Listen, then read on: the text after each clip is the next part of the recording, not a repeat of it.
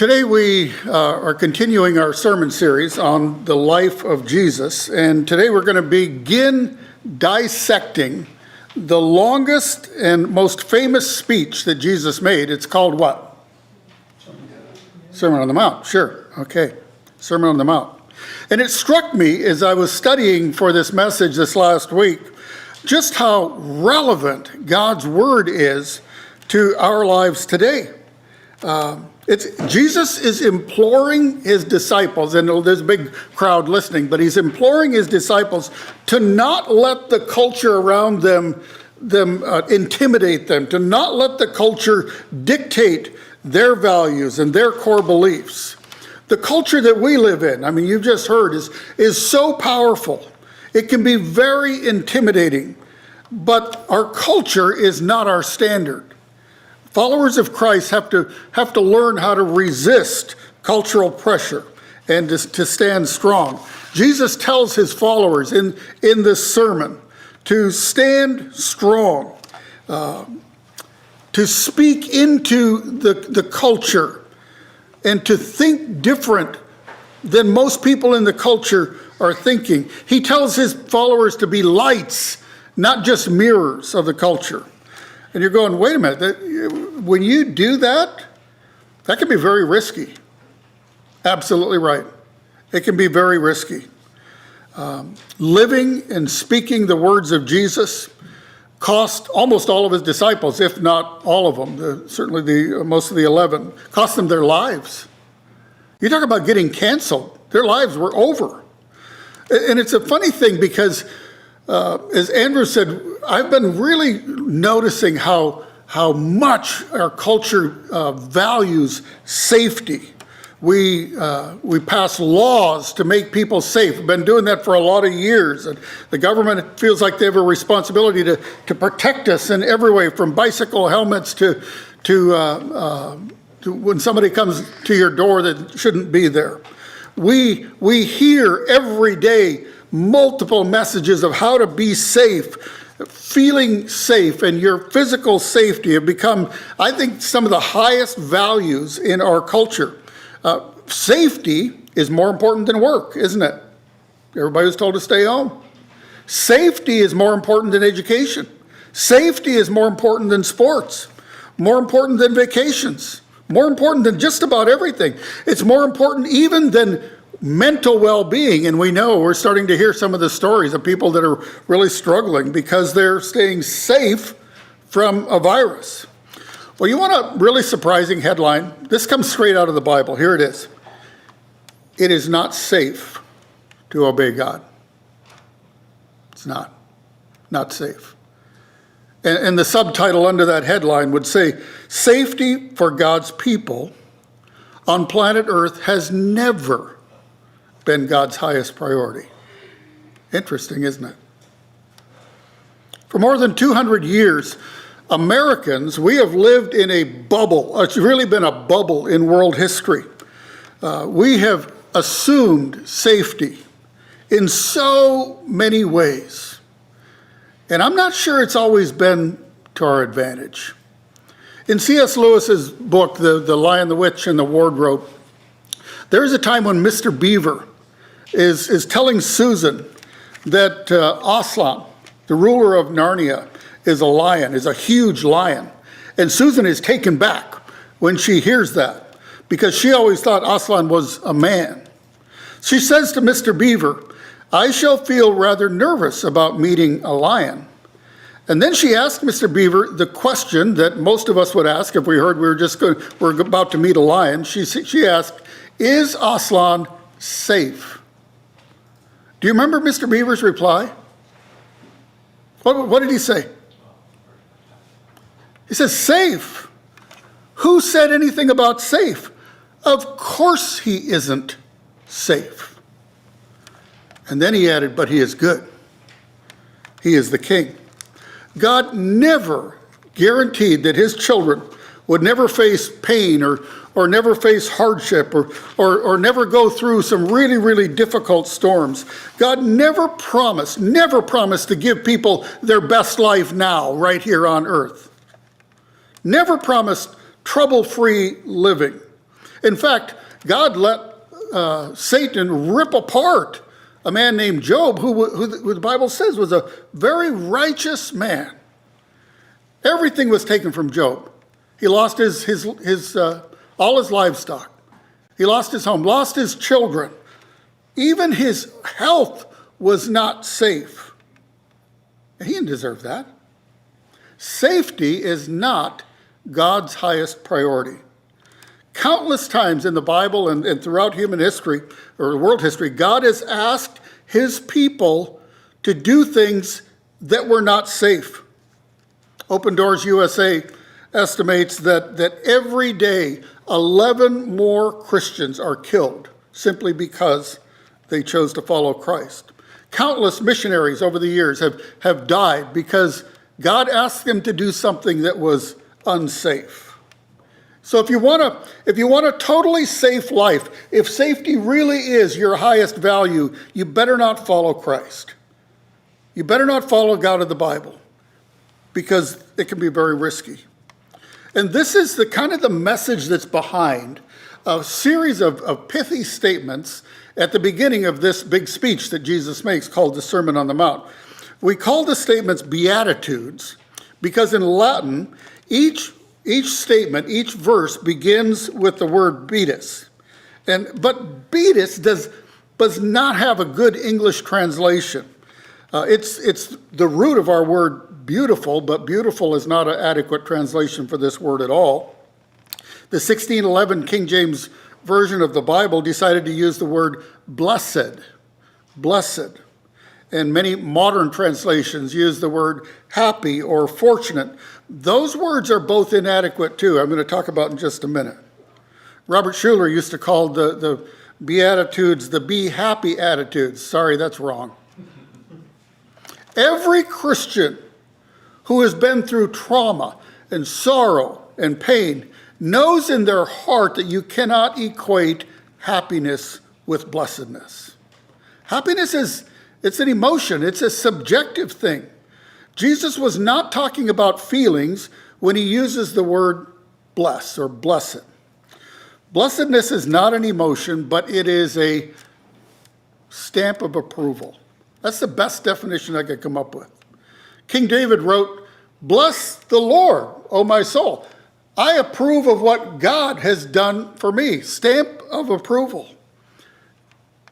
God's approval is far more important than any other kind of approval. More important than the approval of friends. More important than the approval of your boss. More important than anything else. More important than thumbs up or likes on social media. So what does God approve of? We're going to look at the Beatitudes. Open your Bibles to Matthew chapter 5 if you have a Bible with you. And we're going to hear the words of Jesus. Actually, we're going to hear them from Reagan Pate. So come on up, Reagan. She's going to read Jesus' words. And she's going to read Matthew 5, 1 through 12 from the English Standard Version. Okay? Thanks for doing this, Reagan. Matthew 5, 1 through 12. Seeing the crowds, he went up on the mountain, and when he sat down, his disciples came to him. And he opened his mouth and taught them, saying, "Blessed are the poor in spirit, for theirs is the kingdom of heaven. Blessed are those who mourn, for they shall be comforted. Blessed are the meek, for they shall inherit the earth.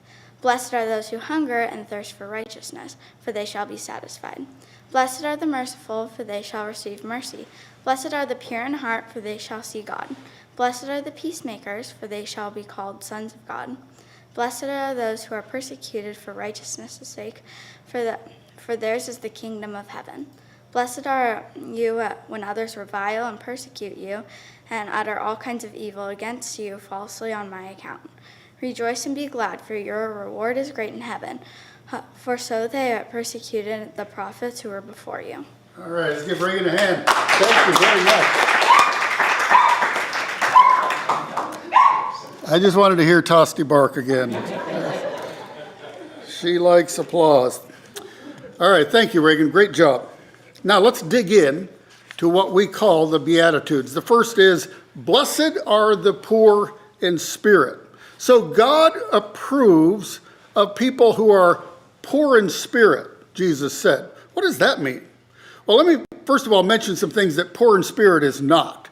Poor in spirit is not economic distress. Often people at the lower end of the economic spectrum are less independent, which is good. They're less self-reliant. But God does not value poverty, and sometimes that's misunderstood. Neither was Jesus talking about self-image. With all due respect for the great hymn writer, John Newton, for his work in Amazing Grace, probably the most popular hymn of all time, people are not worms. You are not a worm. Jesus did not die for worms. You are not worthless. In fact, God considers you so valuable, people so valuable, that he sent his son from eternity to come and to die for those people. He didn't die for worms. And then third, poor in spirit does not mean you're shy or you're kind of quiet.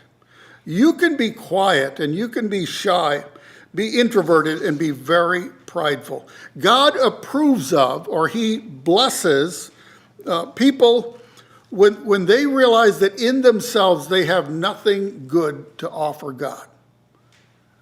God, you're going to have to fill me with any goodness, and I will give that goodness back to you. They are poor in the sense that they know they are spiritually bankrupt. One of the reasons that I love being in the wilderness so much is when I'm out in the big spaces, when you're up on a mountain area in a huge mountain meadow or something, you feel so small. I actually like that feeling, realizing that I am so insignificant. I mean, you're not very great. Nature could take you out just like this. I mean, our bodies do a pretty good job of regulating our temperature around 97, 98 degrees most of the time, but send a thunder shower on you when you're out in the mountains, so you don't have shelter, you don't have a fire, you don't have good clothing, you're gone. You're gone. Take you out just like that. A person who is poor in spirit knows that on their very best day, they are spiritually weak and spiritually vulnerable. It's really the quality that I see in the Old Testament character Gideon. Remember Gideon? He was one of those judges. And when Gideon was in Israel, the Midianites, they were an enemy nation nearby. They were really causing problems for the Israelites. And so God raised up Gideon, in this case, to drive out the Midianites, to get an Israelite army and to drive out the Midianites, because they were pillaging Israel's crops. Here's Judges 6. Whenever the Israelites planted their crops, marauders from Midian, Amalek, and the people of the east would attack Israel, camping in the land and destroying crops as far away as Gaza. They left the Israelites with nothing to eat, taking all the sheep, goats, cattle, and donkeys. These enemy hordes, coming with their livestock and tents, were as thick as locusts. They arrived on droves of camels, too numerous to count, and they stayed until the land was stripped bare, just like locusts. So, Gideon, it's your job. God calls Gideon to drive out this horde of fighters. So, where do you think you would find Gideon if he's the guy that God is going to call to drive out the Midianites? Well, you picture him, standing kind of on a ledge or on a cliff, probably, with a Charlton Heston thing, his staff raised, ready to go to work, or maybe his spear leaning up against his shield here, deep voice, marshaling all the troops to come and fight off the Gideonites. See, Gideon was willing to be used by God, but he actually felt weak. He was actually scared. You know where the angel of the Lord found him? Gideon was in a wine press, but he wasn't crushing grapes. He was secretly threshing grain. He was working in this hidden area, because he didn't want the Midianites to know he was threshing grain. He didn't want to lose his grain. So this is God's man. This is God's champion, very poor in spirit. He wasn't a coward. He was poor in spirit.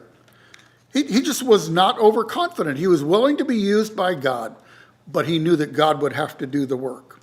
There is a great principle in this, that God cannot fill someone who is already full of themselves.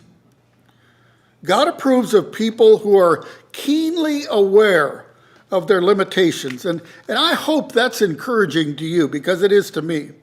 The second beatitude kind of goes in parallel to the first. Blessed are those who mourn, for they shall be comforted. Now, Jesus is not saying that God likes sour-faced people, joyless Christians. The 19th century preacher in London, Charles Spurgeon, used to say that some of his contemporaries looked like and acted like they had their neckties twisted around their souls because they were always so negative about everything. Jesus is also not talking just about grieving over losses, although there may be a little bit of that in here. But mourning and wailing is not in itself commendable to God. Instead, God puts his stamp of approval on those who grieve over sin. That's part of being poor in spirit. That's why this is parallel. Psalm 119 says, streams of tears flow from my eyes, for your law is not obeyed. The writer was grieved at disobedience, both his own disobedience and the disobedience around him. So, mourning over sin, that's not very popular. I don't know many people that do that. In fact, I know a lot of people that avoid the word sin. I know pastors who will not use the word sin in sermons because it's kind of a negative word. Jesus said those who mourn over sin will not just have God's approval, but they will also be comforted. What a great promise. So beatitude number 3, verse 5. Blessed are the meek, for they shall inherit the earth. Now, I like this one because it seems like the opposite of common sense. Jesus made a lot of statements like that just kind of grab your attention. He says, the last will be first. He said losing is finding. He said dying is living. He said serving is leading. Giving is receiving. All these backwards kinds of comments. Because everybody knows if you want to inherit the earth, if you want to accumulate all the stuff you can, you have to work hard, you have to project confidence, you have to charge forward. And so what if you crush some people on the way? Because that's just collateral damage. You are going to inherit the earth. But that's not the way it works in God's kingdom.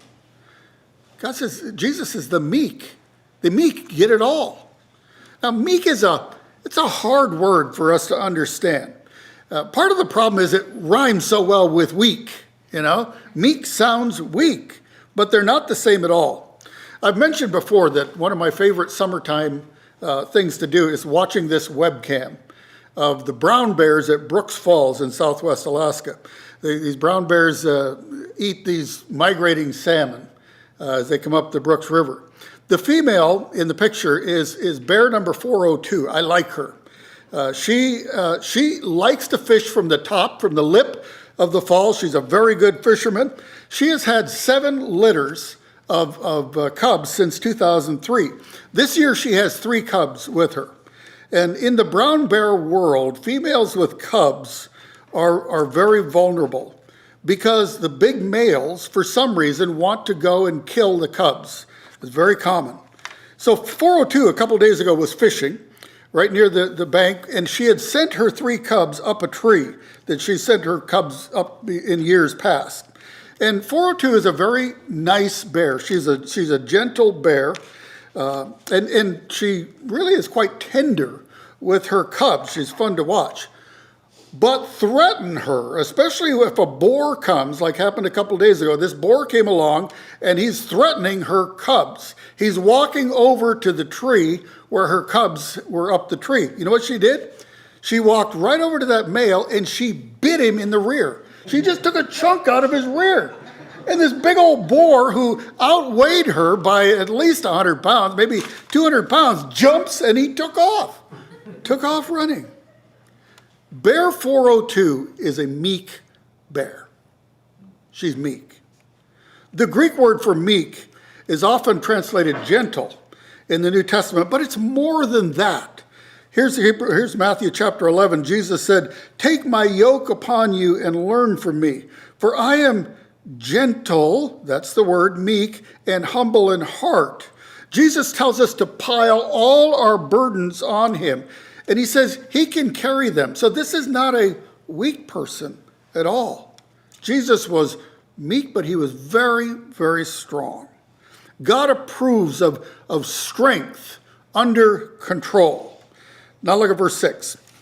"Blessed are those who hunger and thirst for righteousness, for they shall be satisfied." Again, in our culture, if you want satisfaction, you've got to go for it. You've got to be aggressive. You pursue power and money and wealth and social status. You become like the celebrities that we put on television and movies.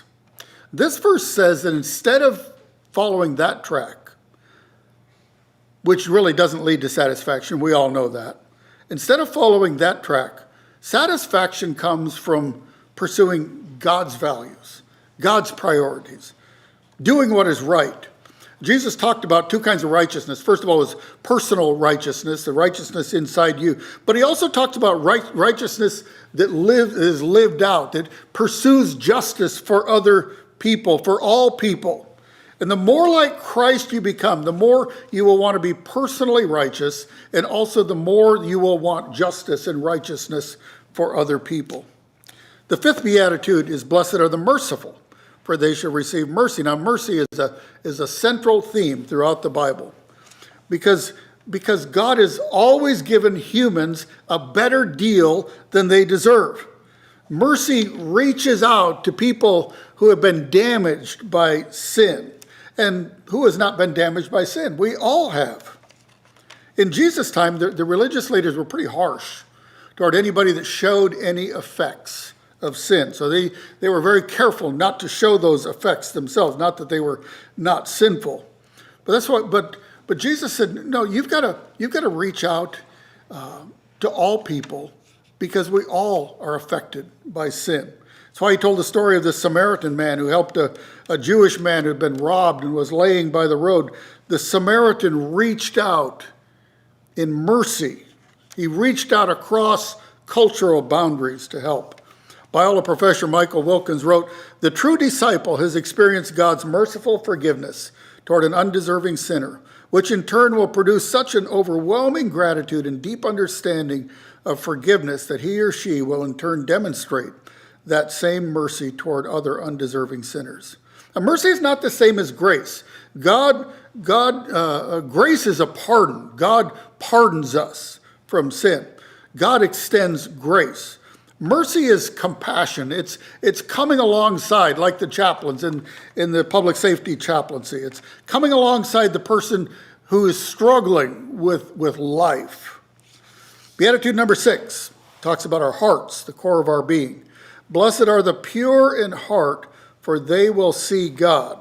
The pure in heart. Not just pure, not just clean hands, not just hand sanitizer, okay? The cleanliness thing was really big to the Pharisees. You know that. They had all kinds of rituals to get clean and to stay clean, but they were careful not to touch anything unclean, especially before the Sabbath or on the Sabbath. They wouldn't touch a sick person, definitely not a dead person. The problem is they were clean on the outside. They had clean hands, but their hearts were putrid. They were stinko. Jesus called them whitewashed graves because they were so focused on staying clean on the outside, but not being clean on the inside. Jesus said true cleanness starts on the inside, not the outside. Of course, you can't clean yourself up, can you? It takes Christ. It takes Christ to come in and give you that new nature, to take away your sin and give you his righteousness. It takes the cross of Christ. You can't be pure enough for God. Pure hearts are a direct result of Christ's cross. Now, number 7 is in verse 9. "Blessed are the peacemakers, for they will be called the children of God." I'll tell you, if there's any person that we need right now in our culture, in America, it's peacemakers. Our society is complete. We are at war with ourselves. Wars have always plagued human history. Historian Will Durant observed that in the last 3,421 years of recorded human history, only 268 years have not had war. That's pretty amazing. That's incredible. And that may even be too optimistic if everything was known. The word peace, the way Jesus used it, was not just an absence of military conflict, but completeness, being at peace, wholeness, and completeness. God approves of peacemakers, but peacemaking can be hazardous. At the end of verse 9, you see a shift. Jesus' tone changes. Beginning in verse 10, Jesus said his followers are going to experience persecution for making peace, for doing the right things. They will not be safe, for showing mercy, for doing right. He said, people will insult you. They will say all kinds of terrible things about you if you are a peacemaker, if you identify with Christ. Verse 10 says, blessed are those who are persecuted for righteousness' sake, for theirs is the kingdom of heaven. Same reward, by the way, as in the very first beatitude, the kingdom of heaven. Blessed are you when others revile you and persecute you and utter all kinds of evil against you falsely for my account. Rejoice and be glad, for your reward is great in heaven. For so they persecuted the prophets who were before you. So God's plan for you is not safe. You can expect hardship. Some people won't like you. They won't be nice. Jesus' followers can expect to be misunderstood. They can expect to be mocked and ridiculed. They can expect some pain. We should not be surprised when we feel threatened. Jesus said, just as all the ancient prophets were mocked and ridiculed and threatened, so you will be if you follow me. Now, interestingly, Jesus never says, go find that. It will come to you. He never says, go be a jerk. Go be offensive. Go stand up for your rights and make people mad. Post things that make other people really hot.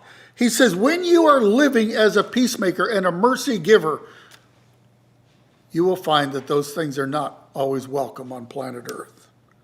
The word translated persecution in verse 11 means harassed.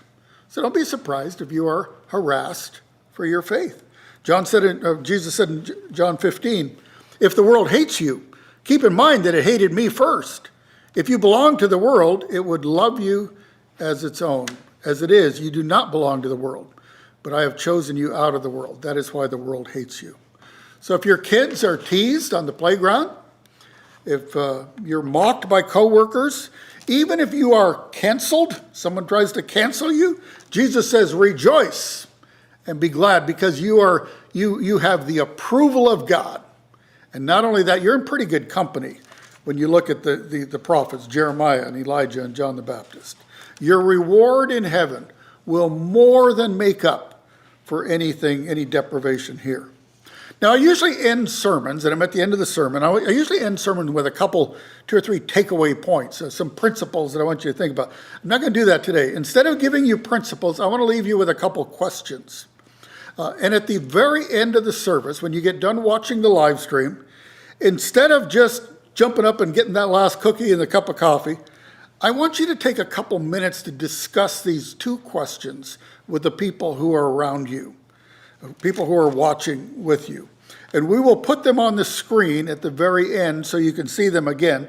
But here are the questions. Number one, if safety is not God's highest priority for his people, and it is not, what is? And the second question is, which of the 8 Beatitudes speaks best to your current situation? I want you to share those two things with people around you. Eric, come on up, let's sing, and then we're going to quote Psalm 46 after that.